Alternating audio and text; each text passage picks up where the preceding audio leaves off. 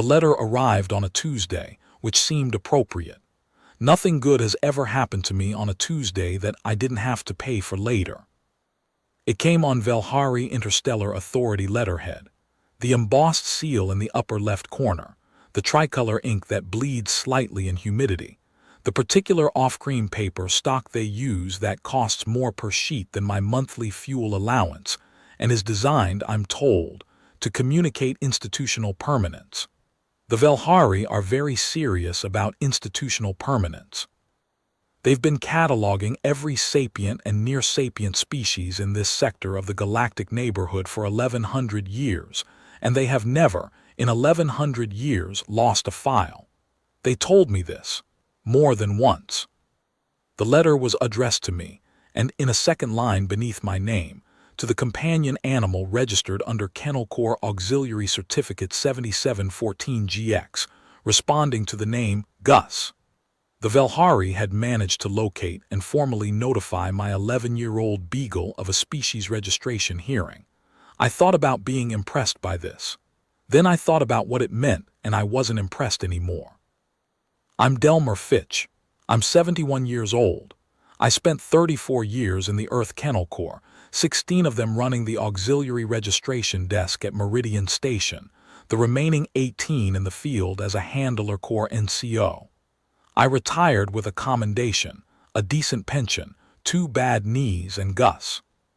Gus came to me when he was 8 weeks old and I was 57, at a point in my career when I was old enough to know better and tired enough not to care. My daughter said he was too much dog for a man my age. My daughter does not know Gus very well. He's a beagle, tricolor brown, black, and white, with a muzzle that had gone fully gray by the time he was 7, and has stayed that way since, which gives him the permanent look of a retired professor who has stopped trying to impress anyone. He is approximately 17 inches tall. He weighs 26 pounds, which is 3 pounds more than the breed standard recommends, and which I have never had the heart to do anything about.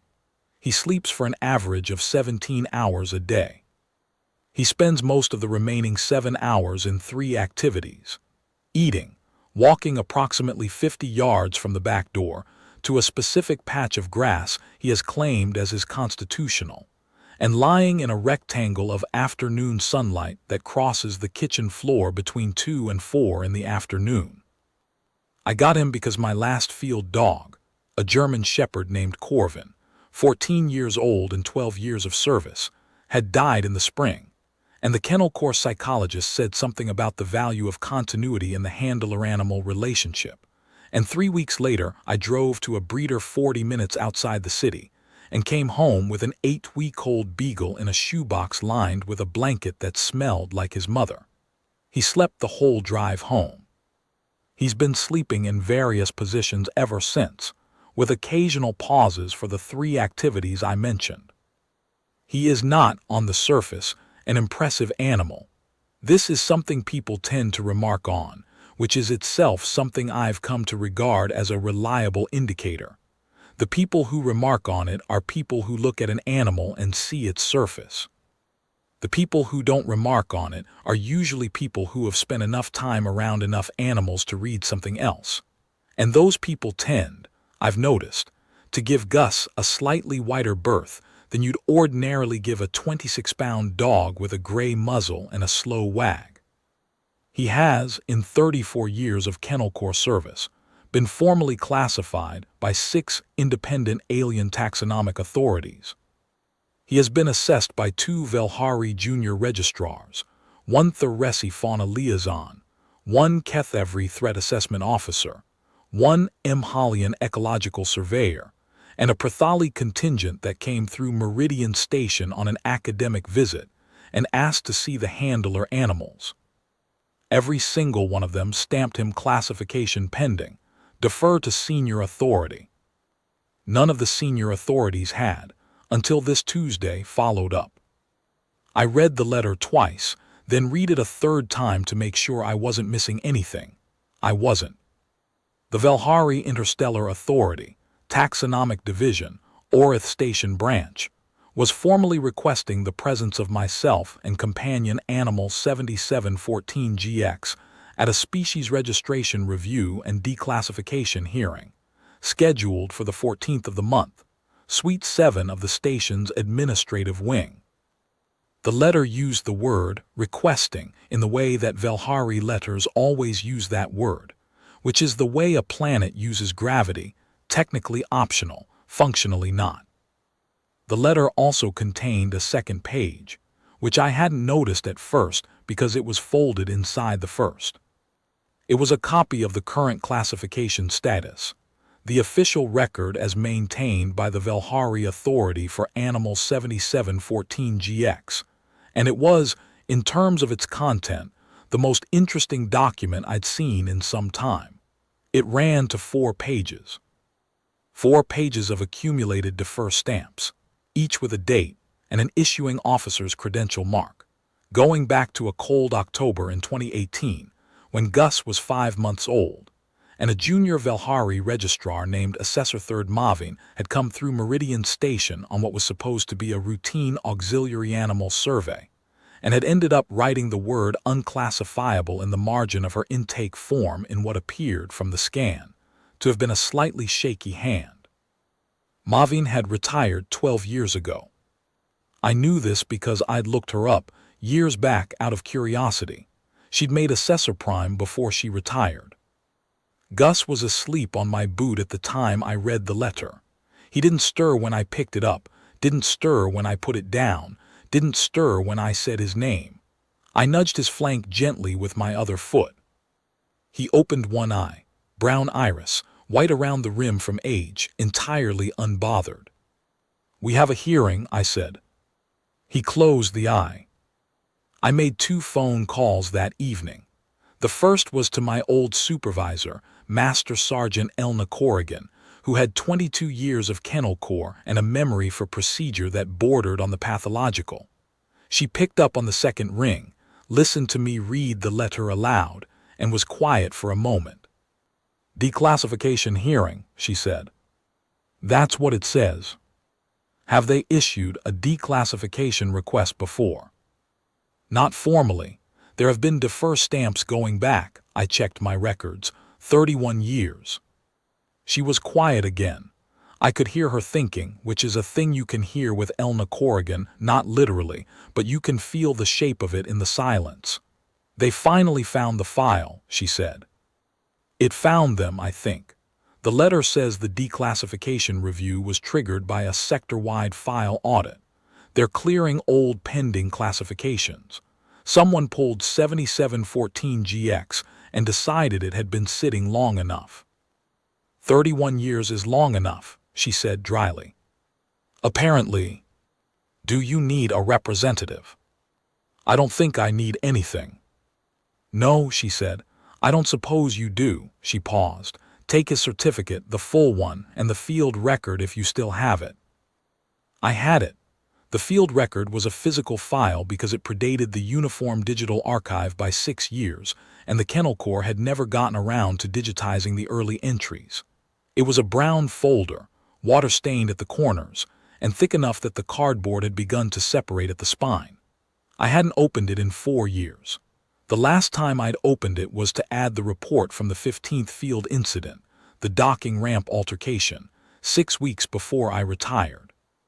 I'd filed it, closed the folder, and put it on the shelf in the spare room where it had been sitting ever since, under a box of old route maps and a tactical vest I kept meaning to donate. "All right," I said. "Call me afterward," she said and rang off. The second call was to my daughter, who told me I was making too big a deal out of it, and that the Velhari were very reasonable and I should be cooperative and polite. I thanked her and said good night. Gus slept through both calls. He did not make a good impression. He made a depression in my boot leather that has been there for 3 years and is shaped exactly like his chin. I pulled the field record off the shelf that night and sat with it at the kitchen table. I hadn't meant to read it. I'd meant to check that it was complete and then put it in my bag for the morning. But I opened it to verify the page count, and I started reading from the beginning, the way you sometimes do with things you haven't looked at in a while, and I didn't stop until 11:30.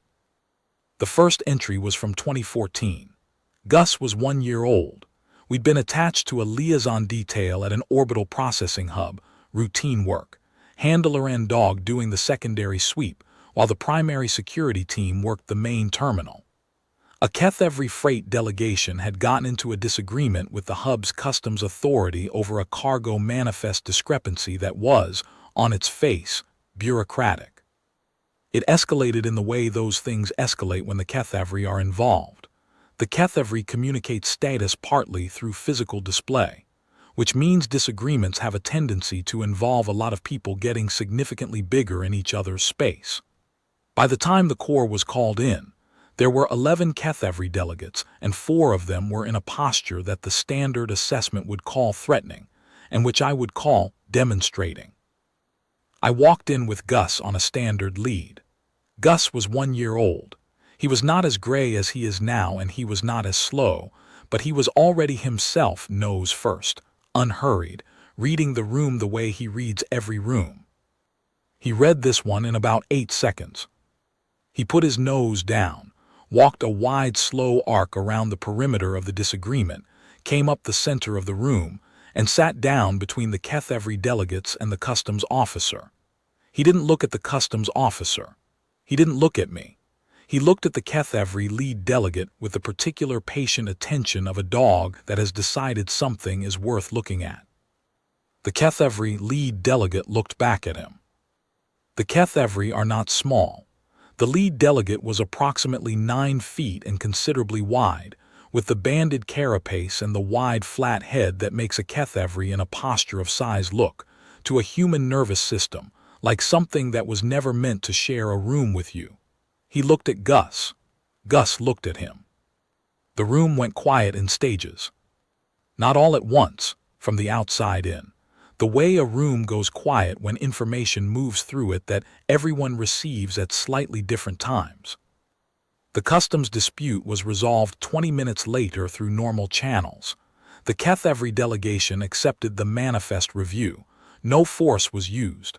My Corps report noted, companion animal presence determinative in de-escalation. Handler composure maintained. Incident closed. What the report didn't note was what the delegate did after looking at Gus for a while. He lowered the display posture. Not all the way, not to submission, but from full threat to functional neutral. Slowly, while looking at a 1-year-old beagle sitting on the floor looking back at him, the arithmetic had changed. I read through the next 14 entries. They were all variations on the same theme. Locations changed, species changed. The shape of the incident changed, the outcome did not. The 7th entry, Gus was 4, had a note in it I'd forgotten about. The assessing Theresi fauna officer who'd done the mid-incident review had written an unofficial addendum that wasn't part of the standard report, but that I'd kept because it said something that no one had said in official language before or since. The addendum said, the Earth handler animal demonstrates an anomalous behavioral profile inconsistent with domesticated companion classification. Threat posture, 0. Threat signal, ambient. Threat comprehension by surrounding species, immediate. Recommend reclassification, review at earliest opportunity. Nobody had followed up on the recommendation for 5 years. Then they'd issued a defer. I closed the folder at 11:30. Gus was asleep on the kitchen floor, in the last of the light from the lamp I'd left on over the table, one ear at the unfortunate angle, breathing in that slow rhythm. I put the folder in my bag and turned off the light and went to bed. He was asleep on my boot in the morning when the alarm went off. I don't know how he gets there. I've never caught him doing it. He's just there. Orith Station is a Velhari administrative hub, 40 kilometers in diameter, mostly bureaucratic, with residential quarters, a transit terminal, and enough institutional infrastructure to classify every known fauna file in the sector 3 times over and still have desk space left. I had been there once before, 17 years ago, on a liaison visit that didn't require me to speak to the taxonomic division. I remembered it as clean, quiet, and elaborately signed. Every corridor had a direction indicator every 8 meters, subcategorized by purpose, jurisdiction, and urgency class. The Velhari do not believe in ambiguity of location. I took the shuttle over on the morning of the 14th. Gus rode in the carrier I bought 12 years ago that he had long since exceeded in weight, but which still fit him because beagles, it turns out, are deformable under sufficient motivation. He didn't make any noise on the transit. He seldom does in the carrier. I think he regards it as the same category of experience as the kitchen. A contained space where things happen at their own pace and waiting is the appropriate response. He settled in, put his nose to the carrier door, took one long considered breath of the shuttle air, and then apparently decided the shuttle air was not interesting enough to merit further attention. I had the field record in my bag, his certificate in the outer pocket, and a copy of the letter. I had not brought a lawyer. I had been advised to consider one by 3 separate people. My daughter, Elna Corrigan, for about 15 seconds before she reconsidered, and my neighbor who retired from diplomatic service and believes that a lawyer is the correct response to most situations involving an alien bureaucracy. I declined each time. Not because I thought the hearing wouldn't matter, but because a lawyer's job is to manage an authority's perception of you. And I've spent 34 years learning that perception is not the variable that matters with Gus. What matters with Gus is the room. The room always figures it out. Suite 7 of the administrative wing was on the 3rd level, behind a set of double doors that had the Velhari Authority seal in bas-relief, and a small plaque that read Taxonomic Review and Classification, ORRITH branch. The doors were heavy. They were, I suspected, meant to be. The Velhari have a particular way with rooms that are supposed to feel significant. The weight of the doors, the height of the ceilings, the multiple light sources that eliminate shadow and put you in a kind of even, institutional illumination that suggests you are somewhere where facts are assessed and recorded and will not be changed by how you feel about them. The anteroom was staffed by 2 junior registrars, Velhari, both of them, which I should probably describe for anyone who hasn't met one. The Velhari are bipedal, roughly humanoid in shape, but somewhat taller and substantially more angular, with elongated torsos and limbs that give them the look of a very thin person stretched by about 20%. Their skin is a blue-gray that deepens toward the joints, darker at knuckles and elbows, nearly slate at the ears. They have 4 eyes, arranged in a slight arc, which gives them an expression that, to a human face reading system, can look like permanent mild disapproval. This may or may not be accurate. In my experience, the Velhari don't need their face to communicate disapproval. They have forms for that. The registrar nearest the door looked at me, then at the carrier, then at my name against the list on her display. Mr. Fitch. That's right. And the companion animal, she consulted the display. Designation 7714GX. He goes by Gus. She made a note. Whether this was an amendment to the file or an observation about the strangeness of humans was not clear. She handed me a physical visitor tag, which I clipped to my jacket and gestured toward a set of chairs along the near wall. Assessor Prime Vorin will receive you shortly. I sat down. I set the carrier beside the chair, unlatched the door to give Gus some air, and waited. From inside the carrier there was the sound of a single slow exhale and then nothing. I waited for about 20 minutes. The anteroom had 2 other visitors during this time. A Velhari official I didn't recognize, moving quickly through with a document case, and a pair of Mhalian researchers who gave the carrier a wide berth as they passed, which I noted without remarking on. Assessor Prime Vorin was the ranking taxonomist for the Orith Station branch, which meant she was responsible for the final classification of any species or subspecies that fell into a pending defer category within her jurisdiction. She had held this position for 19 years. The Velhari measure seniority in classification authority by the breadth of their pending queue, and Vorin's was, by her own account, the most comprehensively managed in the sector. She was not a small person in any administrative sense, and she was not a small person physically either. She stood at approximately 8 feet, which is notable even for a Velhari, and she moved with the particular deliberateness of someone who has spent 2 decades in a room where things are only done slowly because speed implies carelessness. She came out to collect us herself, which I understood was not standard. Standard would have been a junior registrar escort. I interpreted this as either significance or curiosity, possibly both. She had reviewed the file before the hearing. I knew this because the file was in her hand, a print copy, with 3 different colored notation marks on the cover page. 19 years as a senior taxonomist, and she still made notation marks on her physical copies. This told me something about her that I filed away. She looked at me, then at the carrier, then back at me. Mr. Fitch. Assessor Prime. I am told the companion animal is currently inside the conveyance. He is. Is it? She paused. A taxonomist's pause, the kind that means a calculation is happening. Is it ambulatory? Very much so. He just prefers the carrier for transit.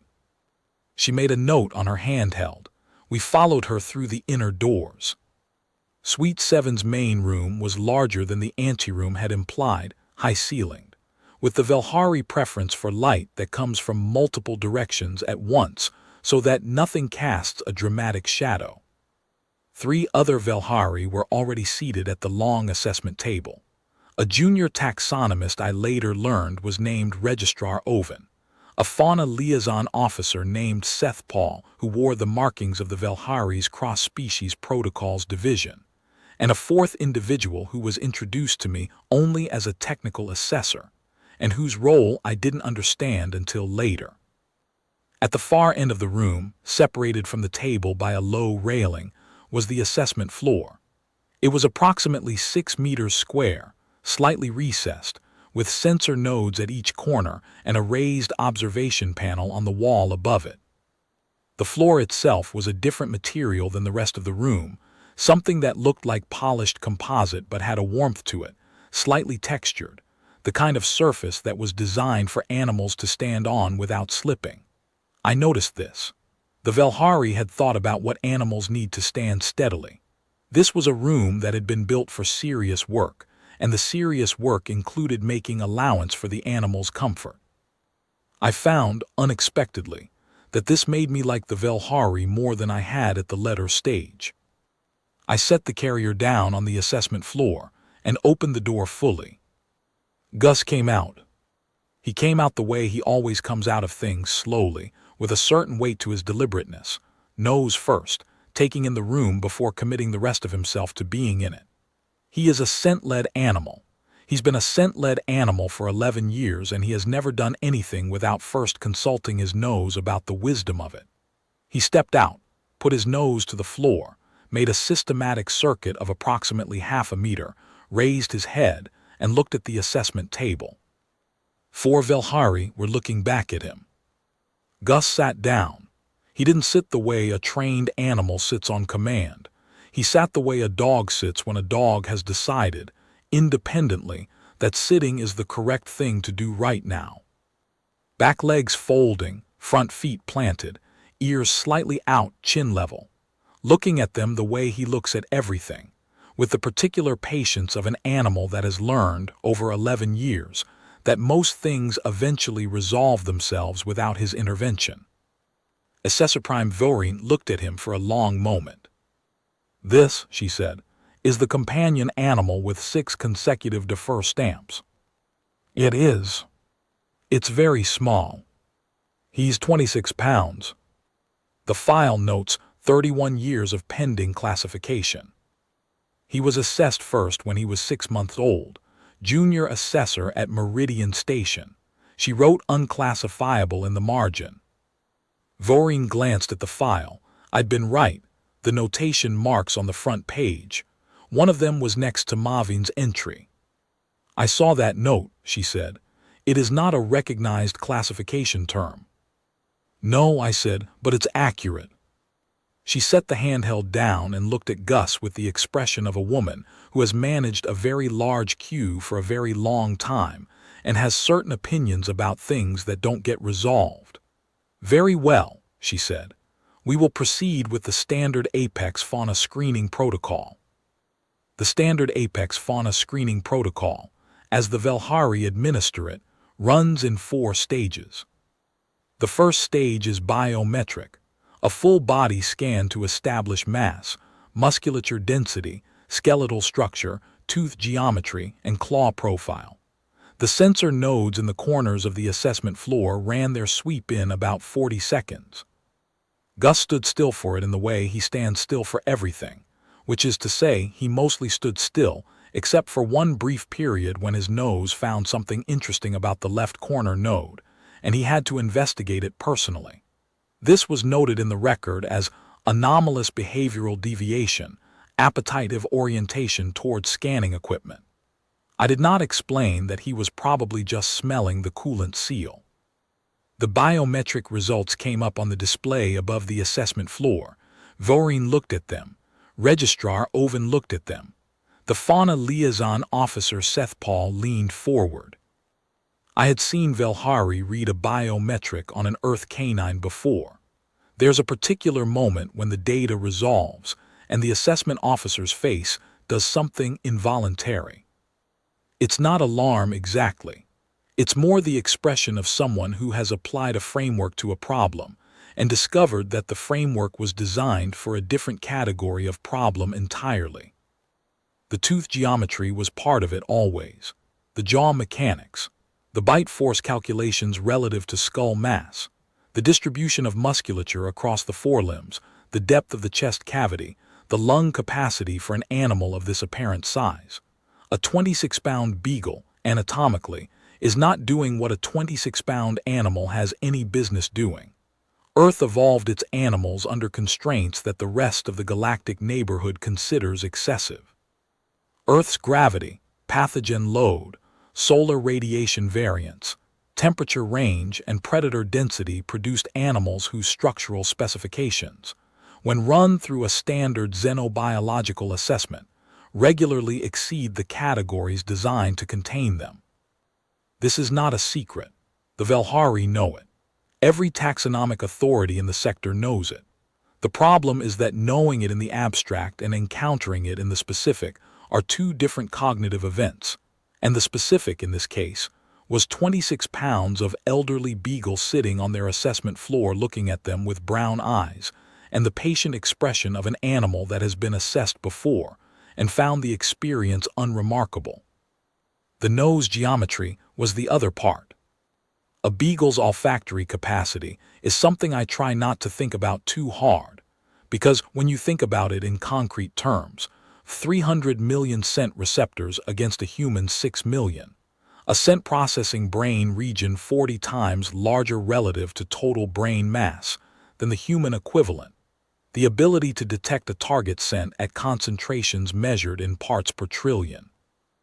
It starts to feel like the animal I have been sharing a house with for 11 years has been conducting an ongoing surveillance operation the entire time, and I'm not sure I have the emotional infrastructure to sit with that. The Velhari biometric had a scent processing module because the Velhari are thorough people. The scent processing module gave them a number.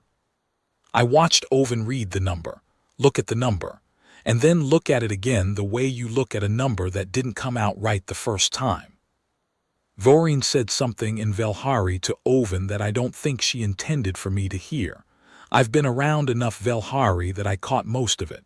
What she said was approximately, "The jaw torque alone." Oven said something back.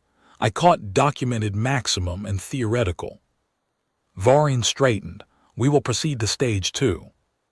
Stage 2 of the Apex Fauna Screening Protocol is behavioral, a series of stimulus response assessments designed to establish threat orientation, territorial aggression threshold, predatory drive index, and pack hierarchy response. The Velhari developed this battery for large alien megafauna and adapted it, after first contact, for Earth animals. The adaptation was done carefully, by very serious taxonomists, and it is almost completely useless. Not because the stimuli don't work. They work exactly as intended. The problem is that Earth's domesticated companions have been shaped by 10,000 years of working alongside a species that communicates differently and rewards different signals, producing animals that process and express threat authority through channels. The standard battery was not designed to measure. The battery can tell you whether an animal will display. It cannot tell you whether an animal that doesn't display should be underestimated. These are very different questions. The first stimulus was a high-frequency sound emitter, a tone in the range that in most species triggers a startle response. Gus heard it and turned his head toward the source. He did not startle. He located the emitter, determined it was not food, and turned his head back to a more comfortable resting position. This was logged as subthreshold startle response, anomalous. The second stimulus was an olfactory provocation, a scent compound derived from a common Velhari prey species, designed to trigger hunting behavior in predators. Gus's nose moved when it hit. He stood up, walked to the edge of the assessment floor, put his nose down, and tracked the scent to its dispersion point in about 12 seconds with the methodical efficiency of an animal that has been doing this for 11 years and finds it straightforward. Then he sat down again and looked at Voreen as though waiting for further instructions. This was logged as immediate identification, threat orientation indeterminate. The third stimulus was a visual provocation, a moving target on a low suspended track designed to trigger chase behavior. Gus watched it. He watched it with the specific interest of a dog watching something that is moving but has been evaluated and found not worth the effort. The target made 2 full passes. Gus tracked it with his eyes. On the third pass, he lay down and put his chin on his paws and continued watching it from a position of greater comfort. This was logged as threat assessment completed, behavioral response, monitoring posture retained. I said nothing during any of this. I sat in the observer chair at the edge of the assessment floor and watched. Gus knew I was there. He didn't check on me, didn't look over, didn't seek reassurance. He's done this enough times that he knows the shape of it. Someone runs him through things, he evaluates the things. The things turn out to be not very important, and then we go home. He had no reason to be concerned about the process. He wasn't concerned about the process. His concern level, as near as I could measure it, was somewhere in the lower range of the scale, well below the postman is at the door, and significantly below, there might be another dog in the yard. The visual target completed its circuit and went still. Gus continued to lie with his chin on his paws. His eyes were open. His breathing was the slow rhythm of a dog that is comfortable. Voreen called a brief recess after stage 2. I watched her confer with the technical assessor at the end of the table in a way that was clearly meant to be quiet. I spent the recess giving Gus a small piece of jerky from my jacket pocket, which he accepted with his customary dignity and ate in 2 bites. He then put his chin back on his paws and appeared to consider going to sleep. Stage 3 was comparative threat tiering. The Velhari use a cross-species comparison model to position an assessed animal within their classification hierarchy. Essentially, they introduce a reference species of known classification and observe the response dynamic between the 2 animals. This establishes relative dominance, threat awareness, and apex recognition behavior. I had been through stage 3 with Gus before, twice. Once at Meridian Station with a Kethevri assessor who had used a domesticated Rithali hunting hound as the reference species. The Rithali hound had been calm when it entered the room and somewhat less calm about 4 seconds later, and the Kethevri assessor had filed a note that said, "Atypical response profile, recommend senior review," and then nothing had happened. Once at an interspecies field assessment when Gus was 4 years old, and the reference species was a Theresi border wolf. The border wolf had come in on a handler's lead, and then declined to come any further, sitting down at the threshold and declining to move, which the assessing officer had logged as environmental stress response, and which I had logged internally as the border wolf has better information than the assessing officer. I had reports on both. I hadn't brought them because I hadn't been asked to, and because they didn't change anything. Voreen explained the stage to me in the careful way she had explained everything. Methodical, precise, slightly formal. The way a person explains things when they are not entirely sure the other person understands the significance of what they're describing. We will introduce a Velhari apex reference animal, she said. A Veth hound. Trained assessment animal, fully habituated to the evaluation environment. The sensor array will record the interspecies response profile. A Veth hound is the Velhari Authority's standard apex reference animal for taxonomic assessments. I knew this from the literature. A Veth hound is the primary terrestrial predator on the Velhari homeworld, roughly the size of a large earth wolf, but considerably denser, with a layered coat that functions as both insulation and partial impact absorption, a shoulder height of about a meter, a bite force that's been quantified at roughly twice what a wolf produces, and a recorded hunting range of 60 kilometers. They are by any reasonable metric a very serious animal. The Velhari have used them in comparative assessment for 300 years. They are, in the Velhari taxonomy, the benchmark against which other apex predators are measured. When the Velhari want to know where something sits in the hierarchy of dangerous things, they put it in a room with a Veth hound and watch. I had read this in the assessment literature. I had thought about it on the shuttle over, and I had thought about it again when Voreen explained stage 3, and my thought both times had been, all right. The door at the far end of the assessment floor opened. The Veth hound came in on a handler's lead. A younger Velhari in assessment division coveralls who moved carefully, the way handlers move with animals they respect. The Veth hound was everything the description suggested: large, dense, dark-coated, with the deliberate weight-forward posture of an animal that has spent its evolutionary history at the top of something. It scanned the room as it entered, the way all serious predators scan a room, assessing and categorizing in a sequence that seemed automatic and complete. Alert, confident, the specific posture of an animal that expects to be the most significant thing in the space it's moving into. It scanned across the assessment floor. It stopped. The stop was immediate. Not a slowdown, not a cautious pause, a stop, weight shifting slightly back, the handler's lead going taut without the handler pulling it. The Veth hound's head was up. Its ears, which had been half forward in a relaxed assessment posture, were now fully forward and slightly cupped. Every line of it had changed from deliberate entry to a stillness that was different in quality from the stillness of a moment ago. The kind of stillness that isn't relaxation. Gus was lying on his side on the assessment floor with his chin on the cool tile and one ear flipped back at an uncomfortable angle, which is his preferred sleeping position when the floor is warm enough. He had been in this position for approximately 4 minutes. He was not asleep. His eye was open, the brown iris half showing, but he was as close to asleep as he gets in an unfamiliar room. He had assessed the room. He had found it unremarkable. He had adjusted his ear. The Veth hound looked at him. The Veth hound did not move. The handler looked at the animal, puzzled, and then looked at where the animal was looking, and then looked back at the animal.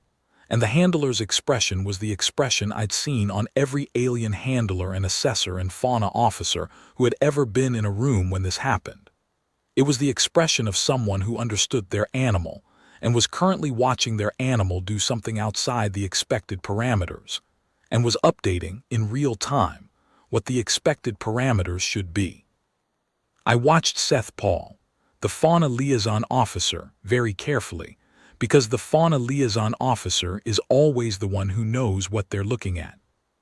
Seth Paul had been calm through stage 1 and calm through stage 2, the professional calm of someone who processes assessments daily and keeps the information at a workable distance. She was not calm now. She was still, which is different. the stillness of someone doing rapid arithmetic about what they're seeing and not quite arriving at a satisfactory answer. The Vethhound's handler looked at Voreen. He said something in Velhari. I caught "it isn't" and "the signal," and something I didn't catch that made Voreen's expression change in a way I couldn't classify. Gus opened the other eye. He looked at the Vethhound with the expression he uses when he's decided something exists and is evaluating whether the something requires further attention. He looked at it for approximately 3 seconds. It was not a challenging look. It was not a threatening look. It was the look of a dog conducting an assessment and reaching a conclusion, and the conclusion was that everything was fine and there was nothing here that required him to get up. He put his chin back down on the tile. The Vethhound sat down. Not the sit of a trained animal responding to a command. The handler hadn't moved. There was no command. It was the sit of an animal that has encountered a piece of information and is processing it, and the processing has resulted in a particular posture that is very different from the posture it came in with. Lower. Quieter. The weight redistribution of an animal that has, on its own recognizance, decided that the correct thing to do right now is to sit down and not make any sudden movements. Nobody at the assessment table said anything. Gus yawned. It was an enormous yawn, jaw fully extended, back molars and the ridged roof of his mouth visible, the full range of what 26 pounds of beagle can do with its face when it's done assessing a situation and found it not worth the energy. He held it for 2 full seconds. Then he closed his mouth, settled more deeply into the tile and shut both eyes. The Vethhound did not look away from him. It sat there, on the assessment floor, watching the beagle with the focused attention of an animal conducting its own assessment.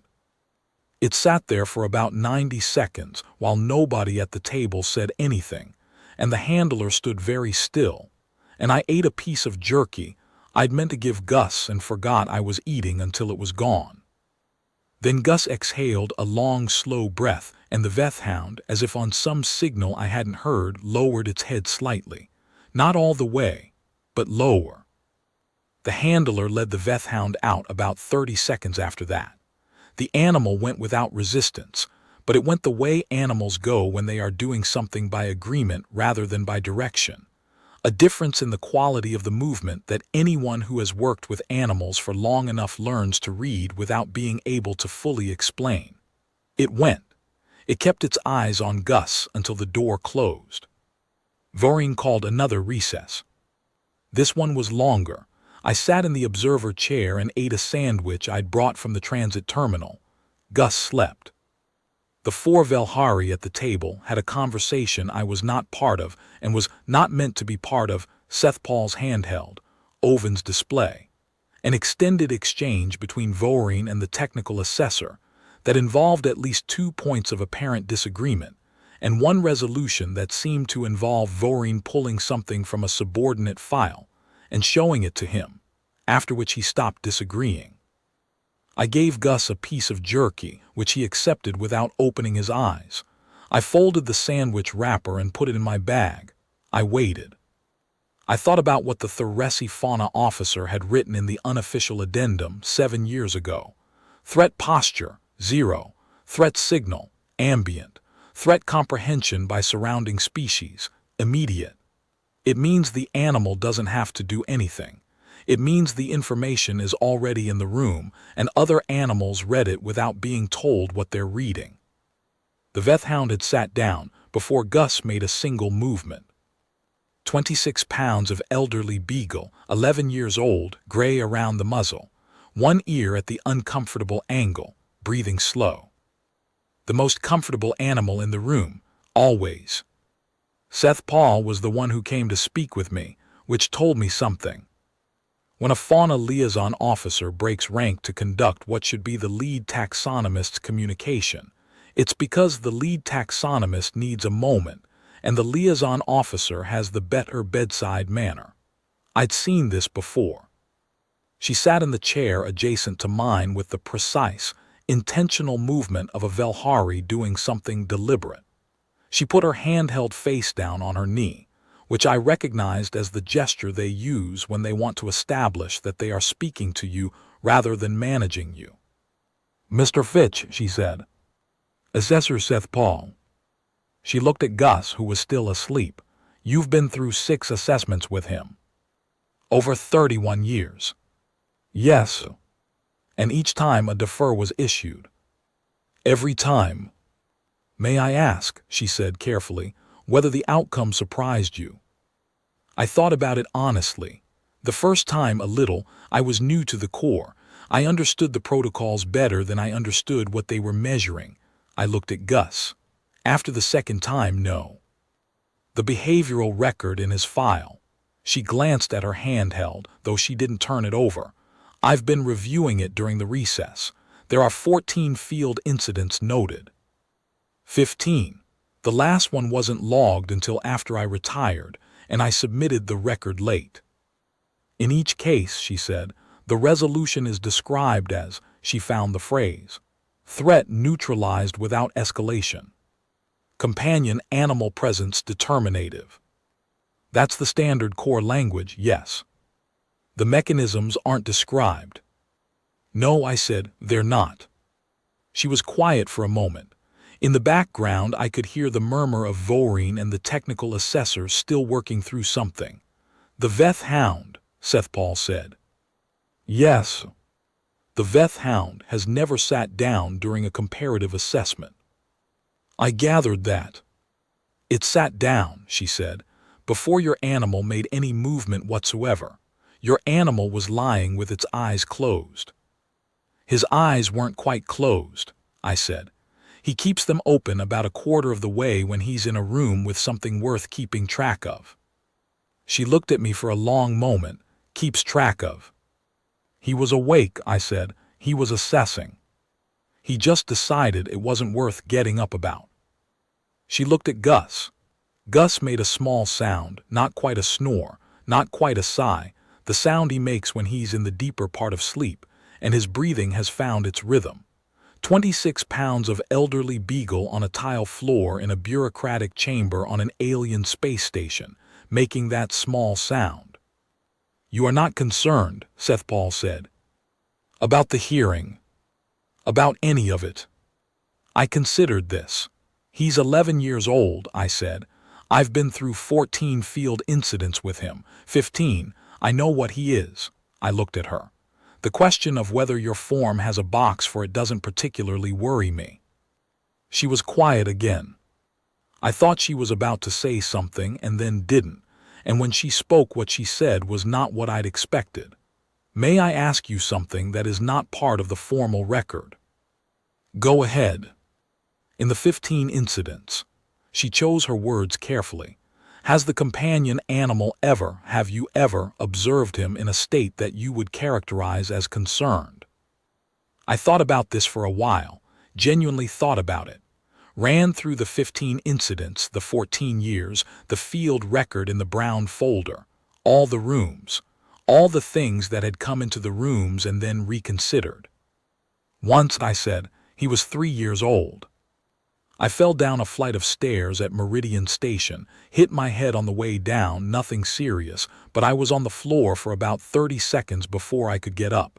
He was with me. He came to me before I finished falling. I stopped. He put his head on my chest and he didn't move. That's the only time I've seen him concerned." Seth Paul was quiet. "He's very calm," I said. "He's always been very calm. I think the calm is the thing, but I can't tell you precisely how it works because I've never been on the other side of it." Stage 4 of the standard Apex fauna screening protocol is documentation review. The assessor examines the animal's certification history, field record, handler testimony, and any supplementary materials to finalize the classification decision. It is, in most assessments, the procedural stage, the box-ticking stage, the stage where what the data says gets translated into what the form allows. I gave them everything: the original Kennel Corps Auxiliary Certificate, the field record in its water-stained brown folder, the 6 prior assessment defer stamps with their respective dates and issuing officers, and the 15 field incident reports. Voreen read the field record the way a taxonomist reads anything, methodically, without visible reaction, page by page. Owen had the certificate. Seth Paul had the incident reports. The technical assessor was there because this was not a standard assessment. Standard assessments don't require technical assessors. Someone in the division had looked at the accumulated defer stamps and understood before today that this hearing was not going to end with a routine classification. I watched him run comparison models on his display, Class 7, Class 8, Class 9, and several legacy categories I didn't recognize, looking for a tier that fit. He ran them for a long time. Voreen finished the field record. She read the last page, which was the account of the 15th field incident, a docking ramp altercation at a transit hub, 5 years ago, 6 weeks before I retired, where a group of Kethevry contractors had attempted to impound a cargo load that wasn't theirs, and the resolution of the situation had been noted in the core report as taking 3 minutes and 40 seconds, which was how long it took from the moment Gus sat up from his spot by my boot to the moment the contractors requested to be allowed to return to their ship. The core report attributed the resolution to companion animal presence and handler composure. It did not describe the specific mechanism of resolution. It never did. Voreen closed the field record. She set it on the table with the particular care of someone putting down something they found unexpectedly heavy. She looked at Gus. Gus was awake. He'd woken up at some point during the documentation stage without any of us noticing, not a startled wake-up, just the gradual resumption of consciousness that happens when a dog decides it's time. He was sitting now in the position he'd been in when he came out of the carrier, feet planted, chin level, ears slightly out, looking at Voreen with the unhurried interest of a dog that has found something worth looking at. Voreen looked back at him for a long time. "Mr. Fitch," she said finally, "I am going to ask you a direct question." "Go ahead." "In 31 years," she said, 6 assessments, 15 field incidents. Has this animal ever displayed behavior that your classification framework would categorize as apex predator action?" I thought about the question carefully because it deserved a careful answer. "My classification framework," I said, "doesn't have a separate category for it." She waited. "He's a dog," I said. "He's a beagle. What he does, he's done as a beagle. The Kennel Corps doesn't classify by action type. We classify by outcome." I looked at Gus. "The outcome in 15 incidents over 31 years has been the same every time. Whatever was happening stopped happening. Nobody under our care was harmed. Gus went back to sleep." "And the mechanism?" "The mechanism," I said, "is Gus." Another long pause.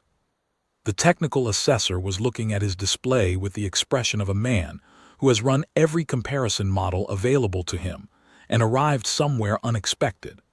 He said something quietly to Voreen. She listened, asked a short question, listened to the answer, and then was quiet in the way she'd been quiet several times today, the considered quiet of someone adding something new to a calculation that was already complicated. Seth Paul said something to Voreen in Velhari, quietly. Voreen didn't answer immediately. She was still looking at Gus, who was still looking at her, and the quality of the exchange between them, if you could call it that, and I wasn't sure you could, was something I recognized from the Kethevry hearing and the Thoresi assessment and every one of the other assessments before this one. The look of a very serious analyst encountering a data point that declines to fit the available analysis. Gus blinked, slow, both eyes, the specific slow blink of a dog that is at ease and wants the room to know it. Voreen looked away first. She called a final recess. I don't know how long it lasted because I stopped watching the time at some point. I sat in my chair. Gus lay down next to my boot and put his muzzle on my shoe, which he's been doing since he was a puppy, the specific weight of his chin on the leather, the warmth of him against my foot. I've been known to stay in a chair longer than I planned to because of exactly this. He does it, and then he sighs once, a long, slow exhalation, and the room is quieter than it was before. I was not worried. I want to be clear about that. I had not been worried at any point during the day. The Velhari are a serious taxonomic authority, and they run a serious process, and I have nothing against serious processes. But Gus is what he is regardless of what their form says, and their form saying something incorrect about him would not make it more correct, and their form saying nothing about him at all would not make him more or less whatever he is. He has been classification pending for 31 years. He has spent 31 years entirely indifferent to this. He was asleep again when Voreen came back. She had a document. Single page, the authority seal at the top, the formal type that indicates a finalized record rather than a working draft. She held it with both hands, which is the Velhari posture for something that is weight, not physical weight, institutional weight. The weight of something that has been decided and is now official. She looked at me, then at Gus, still asleep, muzzle on my shoe. The declassification order, she said, has been suspended. All right. The companion animal designated 7714GX, responding to the name Gus, will retain its current classification status, pending further review, on the grounds that the existing classification framework does not contain a category sufficient to accurately represent the assessed subject. Unclassifiable, I said. She looked at me. That is not a formal classification. I know, I said. That's the word that's been in the defer note since 2018. The first assessor wrote it in the margin. It's been there for 31 years. She was quiet. The Technical Assessment Division will be opening a new category review for Earth Canis lupus familiaris, specifically for animals with a Kennel Corps auxiliary certification and a field service record exceeding 20 years. She paused. It will take time. I'm 71, I said. I have time, Gus. I looked at him. Gus has less probably, but he won't mind. There is also, she said carefully, a recommendation mine to the division director that the Class 0 NON threat designation be retired immediately and permanently for all Earth canines, regardless of size, age, or apparent vitality. She held the document a fraction longer before setting it on the table. The classification basis for Class 0 is anatomically assessed as non-threatening, behavioral profile consistent with domesticated non-predator status. The companion animal 7714GX meets neither criterion on a complete assessment. The criterion has been incorrect for 31 years. 6 assessors figured that out, I said. 6 assessors issued a defer. Which is the same thing. She looked at me with the four-eyed expression that, on a Velhari face, takes you a moment to read. I had been reading it all day. It was not disapproval. It was, I thought, something closer to the expression you get when you've spent 19 years managing a very comprehensive queue, and someone brings you a file that makes you understand, for the first time, why one of the queue's oldest items never got closed. He is 11 years old, she said. He weighs 26 pounds. He does. He is gray around the muzzle. Since he was 7. And you have had him, she said, for 11 years. Since he was 8 weeks old. She looked at him one more time. He breathed. He made that small sound, not quite a snore, not quite a sigh. The sound that means the deep part of sleep, the rhythm found. He seems, she said, very comfortable. He always is, I said. That's the thing about Gus. He's always the most comfortable animal in the room. She didn't say anything else. She picked up the document and held it for another moment, looking at him, and then she took it with her when she went back to the table, and I understood this was over. We left the station on the afternoon shuttle. Gus rode in the carrier the same way he'd ridden in nose first, slow, evaluating. He lasted about 4 minutes in the carrier before deciding the carrier was acceptable and lying down in it with his back legs extended at an angle that shouldn't have worked geometrically but evidently did. He was asleep before we hit the transit lane. I had the document in my bag, a copy of the suspension order, with the authority seal and Vorin's formal notation, and a case number that would eventually, I supposed, connect to the new category review. I also had the phone I needed to call Elna Corrigan on, and I thought about calling her now on the shuttle, and then thought I'd wait until I was home. I looked out the transit window at the dark between the station and the planet below it. The planet was mostly cloud from this angle, the Terminator line cutting across the visible face, the daylight side glowing pale. I've made this transit 100 times in my career. You stop noticing it after a while. And then sometimes you're on a shuttle with a sleeping beagle in a carrier next to your foot, and you look out at the planet, and you notice it again. The suspension order used a phrase that I read twice on the shuttle and once more when I got home. The phrase was, classification basis determined insufficient for subject, assessment process completed, no declassification issued, file to remain open pending framework review. Which meant, functionally, that they had spent an entire day running Gus through 4 stages of the most comprehensive apex fauna assessment in the sector, with a vet hound and a technical assessor, and 31 years of prior documentation. And the result was, we're going to need a bigger form. Gus was still asleep when the shuttle docked. He was asleep when I carried the carrier off the ramp. He was asleep in the back of the car for the 40-minute drive home, a deep and unbothered sleep that made no acknowledgement of the day's proceedings whatsoever. I got home at 6:15. I put the carrier down in the hall and opened the door, and Gus came out with the particular dignity of a dog who has slept through something and would like to make clear that the sleeping was entirely voluntary. He walked to his water bowl, drank, walked to the kitchen door, and looked at me over his shoulder. I let him out. He walked his 50 yards to his patch of grass, his constitutional, the same route he's been walking for 4 years, the route that is now worn slightly into the grass from his particular line of travel. He put his nose down, made his circuit, did what he needed to do. He came back to the door and I let him in. I called Elna Corrigan. She picked up on the second ring. Well, declassification suspended, I said. File remains open.